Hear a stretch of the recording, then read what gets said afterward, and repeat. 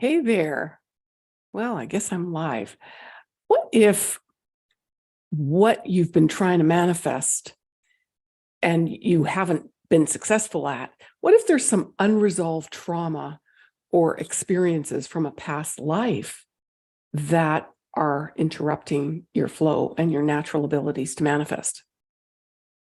My name is Amirah Hall, and today I'm going to talk about past lives and my experience with past lives and what I've seen in some readings with people.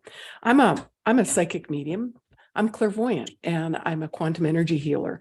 And so the cool thing about looking at energy is that when you can see it, you can remove it. So that's the beauty and the power of being able to see something and remove it effortlessly. So if you like this kind of content, please give me your thumbs up on the video and subscribe or hit that bell. What the hell? So you don't miss my upcoming lives or other videos that I post. I'm posting live or coming live. You're welcome to join me. I appreciate company. And I'm coming live every day, weekday, 11 a.m. Eastern time. So I'll look forward to seeing you.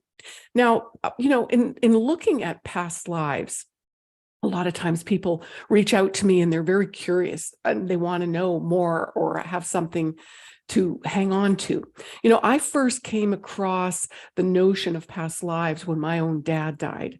That was back in 1991. I remember being at the airport in Vancouver on my way to Edmonton for my dad's funeral and all the final arrangements. And that's when I picked up Brian Weiss's book, Many Lives, Many Masters. And it just expanded my whole awareness or perception of possibilities. I was raised Catholic. I think I've mentioned that before. And it was settling for me. It was helpful in understanding that we continue. Of course, it didn't alleviate my pain or the process of grieving. But sometime later, I began exploring myself on my own spiritual path and my journey. I really, truly feel that my dad's death and my divorce and then my illness, the doctors told me death or wheelchair, that was the launch of my own spiritual awakening. But I've often said that, there's many, many stages. But in my journey and discovery, I came across other hypnotherapists, and I wanted to explore it. Funny enough, I found a hypnotherapist in San Diego. This guy happened to be a Catholic priest, former Catholic priest. Well, maybe he was still a Catholic. I don't know. It wasn't important to me. But being a former Catholic, I really thought that was a safe zone. Okay, wow, this guy's really cool if he's looking at past lives. And this just came back to me a few days ago because as I was thinking about past lives, I remembered this experience that I explained to him that I was this small being and I was in a spaceship. I was in this miniature cockpit and I was coming to Earth. And I mean, to this day, that kind of flips my wig, right? Okay, it's real. But the point is, I guess that explains why my natural platinum hair is so white from all these years of past lives. And in my advanced training or in deeper work that I've done over the years, I discovered I had over 50 past lives. And honestly, at the time, I went, yeah, that's nice. Okay, big deal. But I mean, I can't prove it to you, right? But the white hair kind of speaks volumes. So yeah, I've had some experience with that in my own life. And I think it was only in reading people and looking at their energy field. And when people approach me with some lingering problems or all of a sudden a phobia developing out of nowhere, and we're trying to get to the root of where this began. And I remember a beautiful woman that I worked with in Dubai. Her name was Mabel. And Mabel all of a sudden developed a phobia for driving. And I know she had to drive across, she had to take bridges across water to get to her place of work and her business. But the phobia for driving just came out of nowhere. And So she was relying on a driver and or other people to bring her around, but it was really limiting because if she came back to the States and was with family, this was blocking her from doing anything that she wanted to do. And when we looked at this energy, it was interesting because I saw that she was afraid of drowning. She died in a previous lifetime in the water. And so drowning or the water, and then that developed into the driving. I don't know how, and I can't recall all my readings, so I don't remember exactly how that tied in with the driving, but it was definitely affecting her crossing the water. She may have just psychologically extended that to being in the vehicle.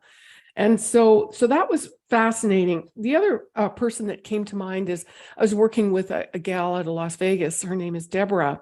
And Deborah was just spontaneously adopted this little girl through her church.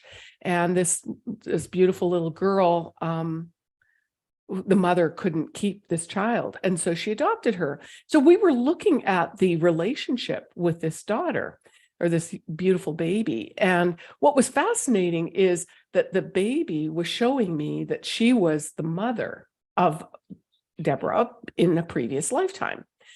And so this was great information. Funny enough, the girl looked remarkably like Deborah. And as she continued to grow, her face and her features were unbelievably like her. And in fact, nobody ever questioned that it wasn't her birth child. One day, I think she was about 2 years old. She was in the back seat of the car. They were driving to somewhere. And a beautiful little girl says, "Mom, I remember when I was your mom. And I remember rocking you."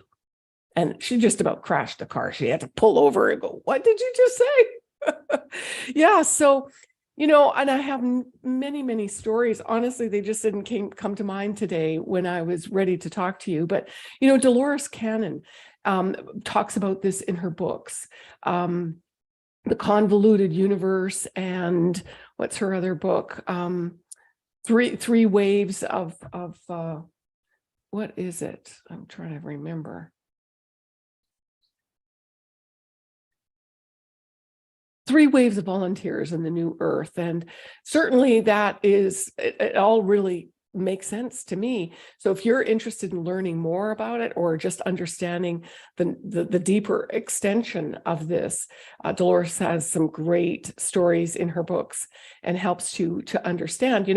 I don't have proof of it, but every single time when we're looking at the energy, we can trace it back to a particular point. Now, the beautiful thing is, like for myself, when I had that past life reading, I went like, big deal. So what? We can't prove it, right? Today, the work I do is, yes, I'll look at your past lives as we look at the Akashic records also. But the point of it is how is that past life related to this life? Is there a phobia? Is there a trauma? Is there some fear that continues to prevent you on your path to creating and living this life? And what you want to manifest, right?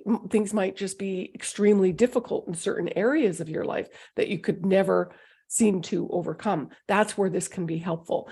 So what is so fascinating to me that I don't hear too many people talk about is how past lives can actually bleed into this lifetime. So it's almost like a filter or an overlay.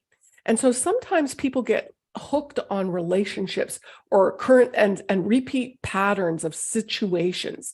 And it can often be that you're trying to complete the past life. And being that it's sort of an overlay in this lifetime, they're merged together and you can't see the stopping point from the previous lifetime or the starting point for this lifetime.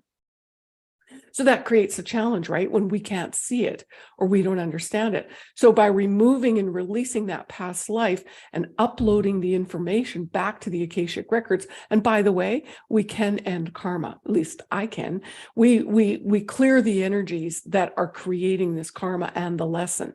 We upload the information to the Akashic records and perhaps even download information from your Akashic records, like it's like an upgrade, right? So yeah, our soul, our energy field gets out of sync and we can manipulate it in terms of improving it, amplifying it, and strengthening it. So all the work I do from Manifesting Miracles 101, we start by clearing your energy field. We start with the grounding being so critical and so important. And then all the other litany of tools that I have for you. So that's the journey, clearing the energy. Sometimes we get stuck and we need to look at the past life. And so in looking at that, we can clear out some traumas, some recycling patterns of, let's say, dysfunctional relationships, or even difficulties that you're having with your own family. That whole karma can change by looking at the past lives. So I hope you found that interesting today.